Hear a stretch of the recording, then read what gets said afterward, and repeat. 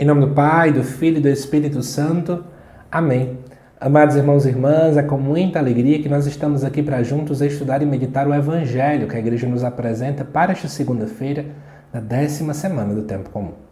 O Evangelho desta segunda se encontra lá em Mateus 5, versículos de 1 a 12. Eu já vou até comentar com você, talvez você chegou aqui e disse, mas José Lucas, antigamente a gente estava vendo Marcos, para cima e para baixo.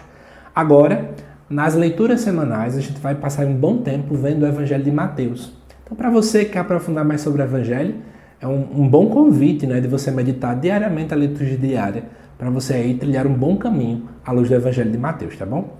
E o trecho que é apresentado para nós é o famoso Sermão da Montanha, que diz assim: Naquele tempo, vendo Jesus as multidões, subiu ao monte e sentou-se. Os discípulos aproximaram-se e Jesus começou a ensiná-los. Bem-aventurados os pobres em espírito, porque deles é o reino dos céus. Bem-aventurados os aflitos, porque serão consolados. Bem-aventurados os mansos, porque possuirão a terra. Bem-aventurados os que têm fome e sede de justiça, porque serão saciados. Bem-aventurados os misericordiosos, porque alcançarão misericórdia.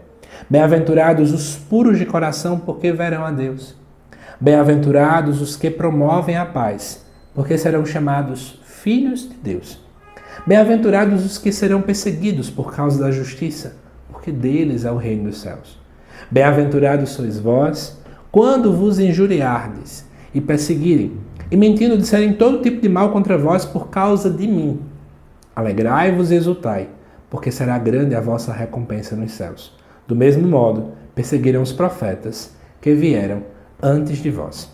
Amados irmãos e irmãs, nós estamos aqui diante de um texto, extremamente bonito que a liturgia nos apresenta, que é o relato aí do Sermão da Montanha. O termo Sermão da Montanha é porque no início do texto é nos falado de modo muito claro que Jesus então sobe até a montanha juntamente com os discípulos e ali naquele momento Jesus então vai fazer toda essa fala, extremamente famosa, conhecida, acho que todos vocês que estão aí conhecem muito bem esse texto.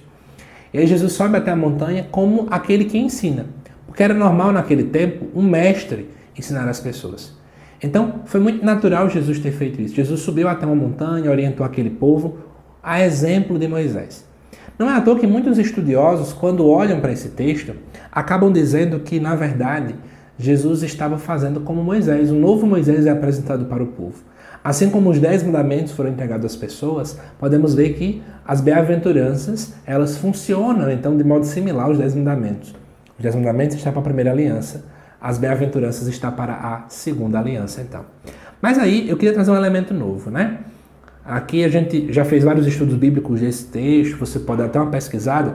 Dessa vez, eu quero utilizar aqui um elemento extra, por isso que eu estou aqui dando uma pesquisada rápida para falar para vocês, que o Papa Francisco, ele fez uma exortação apostólica, chamada Gaudete Exultate, que é sobre a questão da santidade no mundo atual. E o Papa Francisco, ele fez alguns comentários sobre o Sermão da Montanha. E eu queria hoje, então, com vocês, fazer alguns comentários à luz daquilo que o Papa Francisco falou. Então, é até uma forma de trazer um vídeo diferente aqui para vocês. Espero que vocês gostem. A primeira coisa que o Papa Francisco falou é que as bem-aventuranças dentro do texto de Mateus e também do texto de Lucas é como se fosse um bilhete da identidade do cristão. Ou seja, quer saber se uma pessoa é cristã ou não, veja se ela vive então as bem-aventuranças. Eu acho que isso já revela muita coisa para a gente. Como é que eu sei se eu estou fazendo aquilo que é a vontade de Deus? Basta observar se eu, no final das contas, estou então, de fato, seguindo aquilo que as bem-aventuranças nos indicam. Quando o Papa Francisco vai comentar, por exemplo, algumas das bem-aventuranças, ele fala algumas pérolas. Eu quero tecer alguns comentários sobre elas.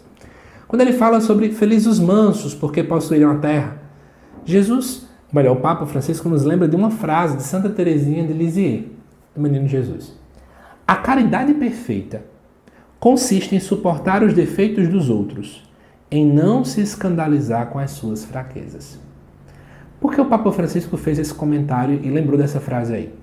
Porque quando o texto vem nos dizer, felizes os mansos, por exemplo, aqui no contexto da nossa liturgia, vai dizer o seguinte, Bem-aventurados os mansos, porque possuirão a terra. A gente pode se perguntar em que sentido ser manso. Aí o Papa vai dizer Às vezes a gente parece que se ira muito com as mazelas dos outros, com os defeitos dos outros. Eu me escandalizo com os defeitos dos outros, como se só aquela outra pessoa tivesse defeito e eu não tivesse. Mas aí Santa Teresinha lembra, o que é ter a caridade perfeita? O que é que quer dizer amar? É suportar os defeitos. Então eu suporto ao ponto de que eu não permito com que a ira tome conta do meu coração.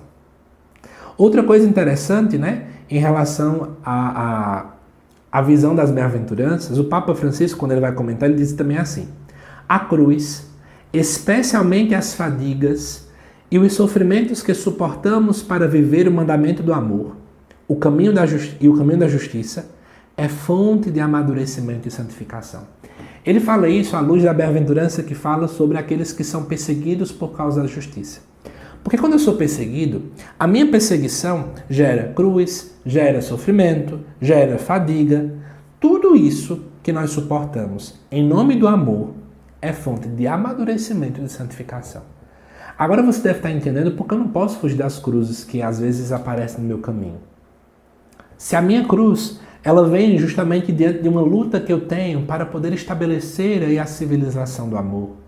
Se a cruz que eu carrego é justamente em nome da justiça, em nome da vontade de Deus, então no final das contas eu preciso lutar por isso, porque isso me santifica. A santificação vem nesse aspecto. E amados irmãos e irmãs, além disso também, o Papa Francisco faz uma frase muito bonita. No final de cada bem-aventurança, ele diz que isso é santidade. Por exemplo, ele diz: quando você abraça o caminho do Evangelho, mesmo diante dos problemas, isso é santidade. Quando você semeia a paz ao nosso redor, isso é santidade.